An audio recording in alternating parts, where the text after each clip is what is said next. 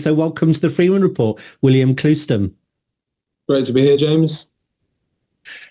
William, what do you think about the campaign just more generally, not necessarily SDP, because we'll talk about the SDP in a moment, and of course that deal that you've done with Reform, which means in a number of constituencies, you're not standing against each other. So you have a real good chance there, along with Reform, to get people elected. But what do you think about the general election campaign in general so far?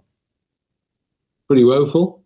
I think Nigel Farage has obviously turbocharged it, made it more interesting, but the establishment parties are continuing to do what they always do, which is to bore the public, and their comms teams are constantly putting out juvenile messaging. The Tories did that today, put a little film out showing the red carpet and on the south coast, on the sands of the south coast, saying that Labour were going to invite people in. This is on a day following yesterday when we had 882 illegal migrants on our shores. So it just won't work. I mean, they must be literally advised by cretins, I think, these people. They must be, mustn't they? Because I think, for the Tories now, even to talk about immigration, if I was an advisor to them, I was saying, look, just try not to talk about it, because, their credibility is absolutely shot to pieces on that. The Rwanda thing is not putting anyone off coming across the channel, and they haven't got a plan to stop the boats.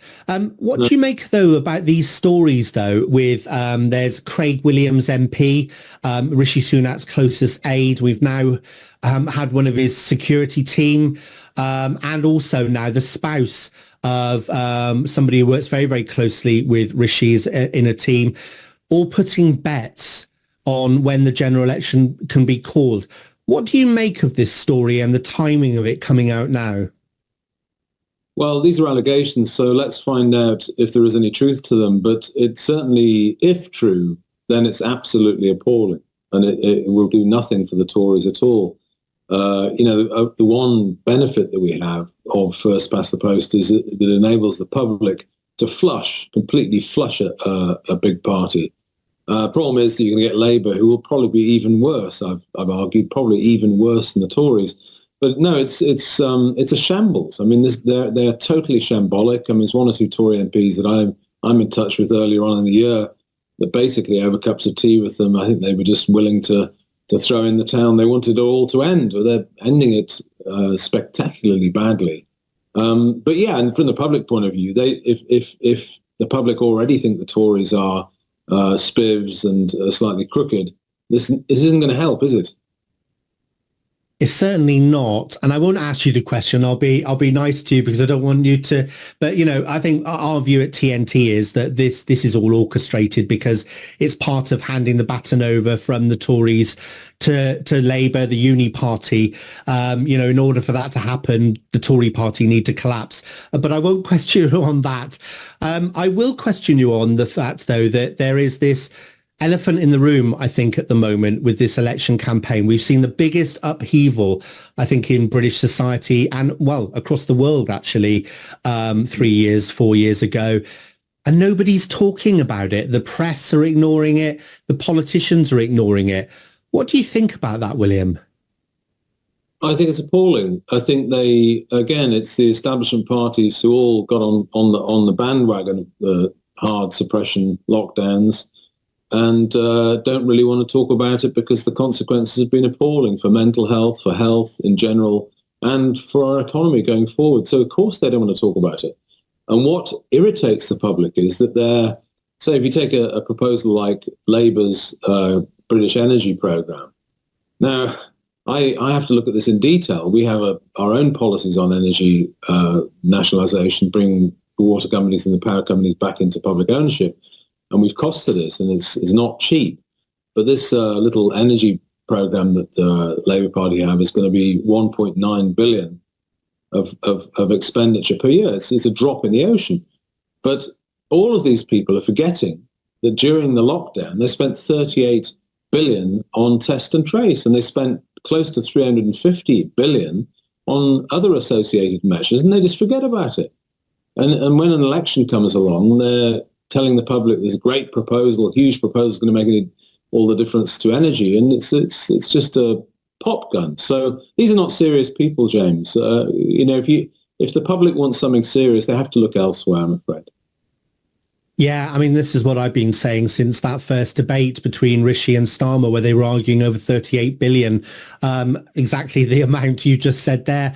And you're right to point out 400 billion in total was spent on COVID measures, furlough, all the dodgy contracts to do with PPE and all the rest of it. And yet they're not talking about. But I mean, that's the politicians. I guess it's obvious why they don't want to talk about it. Why do you think the media, why do you think the journalists, mainstream media, are not asking more questions, though? It's not very good, are they? Most of them are not particularly serious in their reporting. I'll give you an example. I mean, the BBC, thankfully, in this election has to cover the SDP because we've got 122 candidates. So they had our party election broadcast on a few nights ago, and maybe we want to talk about that in a second. But so they have to cover us to some extent. But by and large, they're not interested. I mean, we had a recent example in a recent mayoral election when the only contact we got as a party from the BBC was to ask our opinion of a shared tweet from 2 years ago from one of the candidates. It's really quite risible. We produce serious green papers on economic policy and reindustrialization and trade, and the first time the BBC want to find out about us is whether I think a tweet is not acceptable. This is the level we're at, unfortunately, with much of the media. It's not serious. Yeah, well, we are a serious organisation here at TNT. So we're going to take a break now, William. But when we come back, I do want to talk about those SDP policies because I've made no secrets about it on this show. I think the SDP is an absolutely great party.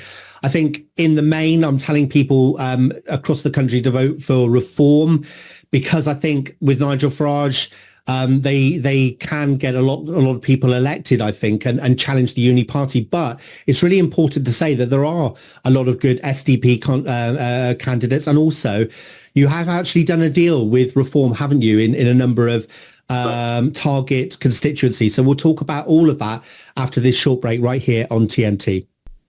Now, William, one of the things I think you should be congratulated on, because a lot of the smaller parties have tried to speak with Reform UK over the past few years, but you have, and you've managed to build a relationship there, and you've actually got a deal with them. Tell us what that deal is and which constituencies it involves. Yeah, it's a fairly limited deal, but it's a no-stand deal in target seats for both parties. So we've agreed to stand down in their target seats, which you know of, which are Richards and Clacton, places like that. And they've agreed to stand down in our target seats, which are Hexham, Middlesbrough South and East Cleveland, which is Rod Liddell's seat, Leeds South and Doncaster North, and also one of the Brighton seats, Brighton Kemp Town.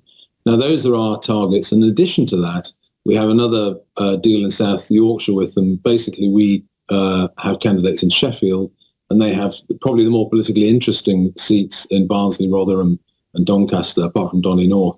So that's it. And we deliberately scoped it to be quite limited because we wanted it to hold, and largely it's held. And we're very pleased with it. So and it proves that two parties that believe in proportional representation and want to challenge the status quo can do it successfully.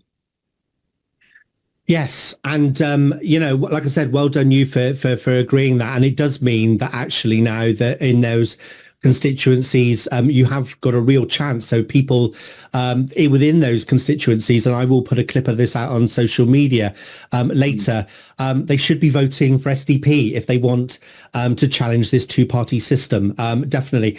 Now, William, obviously immigration is a big thing.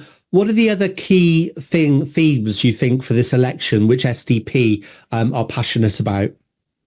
Well, the manifesto is called Homecoming, and it's a deliberate title because the concept of home, of Britain being a home and not some sort of shop or landing strip economic zone or some sort of charity, is key to our thinking in this. When you start thinking of Britain as a home, a place that you cherish, you're inclined to want to protect it. And having an open border or foolish levels of immigration is not protecting it. So that's the key thing. It's a thing that I think resonates with many British people. The second thing that we've focused on is family-friendly policies. virtually no British politician talks about. There is one or two Tories like Miriam Cates speak about it, but very, very few people will speak up for the traditional family. And yet it's the foundation of society. It's absolutely the foundation of society. So we not only speak up for it, but we're prepared to back it with policy. And the key policy there is full sharing of tax benefits for parents raising children, which would mean you could earn £25,000 and not pay any tax as a family. So that's that. The other thing that's linked to that, I think, James, which we talk about a lot, is housing. We do have a major housing crisis in Britain. Young people are forced into rent, paying very, very high rents in the big cities, Manchester and London. But it's not uncommon for kids to have to pay half of their salary on little room in a flat. And their route to finding a house and starting a family is blocked. And we've been governed by people that call themselves conservatives. It's an absolute joke. If they were a brand, they'd be prosecuted, wouldn't they, under the Trade Descriptions Act? So we need to get the state back into the business of building housing at scale. And that's the only solution to the housing crisis. This sort of secondary thing is don't import 1.2, 1.3 million people and have insane levels of immigration, and you might have a chance of solving the housing crisis. So the party, is focusing on those things. We also have very strong policies on industry as well. Yeah, really important one, that, especially to young people, because, I'm lucky enough that I got on the housing ladder at a time when they were affordable, when, before the cost of living crisis and all of this and inflation. But there's a lot of young people now who, even if they wanted to save, they would really struggle because they're paying so much for rent. How do you go about, though, tackling the house builders? Because I think they're part of the problem, because obviously people can say, we're going to build houses, we're going to build this many. And the Tories, by the way, haven't they, William? They've been saying this for years now, we're going to build more houses. And they just, and Sadiq Khan in London as well, another person that's been saying they're going to build houses and then they don't meet their own targets. How you actually go about it in practice? Because, of course, the house builders themselves are sitting on land, appreciating and not building the houses. How do you plan to tackle that? Well, the first thing to say is that we shouldn't be surprised that the Tories haven't started any serious house building at scale and haven't really encouraged the private sector to do so. Why? Because in the last return that I've seen to the Electoral Commission, which is the 2019 return, there'll be more recent ones, the house builders gave the Tories over £10 million. Now, if you're paying a party off like that, you shouldn't be surprised that the party act in your interest, which is do nothing serious about supply. We keep the prices high and do schemes like Help to Buy, which is basically a kickback to the industry. Funny that, isn't it? No, the only solution is to get the state back into the business. That's, post-war, in the period from 45 till about 1970, the state outbuilt the private sector. 1970 was the last year that took place. And slowly after that, over the next 2 decades, it dwindled down to virtually nothing now. And then we build about 30 or 40,000 social homes, registered social landlords and housing associations build those. But the state actually doesn't do anything. And I'd argue the private sector has never built sufficient on its own, and we shouldn't expect it to. It builds about 170,000. So you've got to get the state back in the business. And the way to do that is to tax planning gain, which is the massive uplift in value that happens when you get a permission for a greenfield site. We'll take half of that and tax it at 50%. That would produce about 8 billion. You've got over 20 billion spent on housing benefit. You slowly move that towards capital spending, and then you have a housing program, and then you start to solve the problem. Yes, and I definitely think as well, tackling those landowners, the house builders, maybe even taxing. Here's an idea for a future policy. Maybe tax them on that where they'll sat on it, and then they would start building houses and wanting to sell them. But yeah, absolutely right. You do need to get the state involved. There were lots of houses built after the Second World War, which are, the stock of the UK now, and they were built by the state. So you're absolutely right, William. William Clouston, ladies and gentlemen, thank you so much for coming on the Freeman Report, William.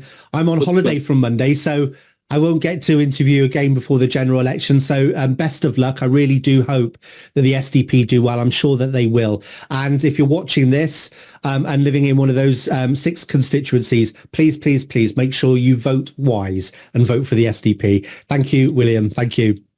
Cheers. Bye-bye.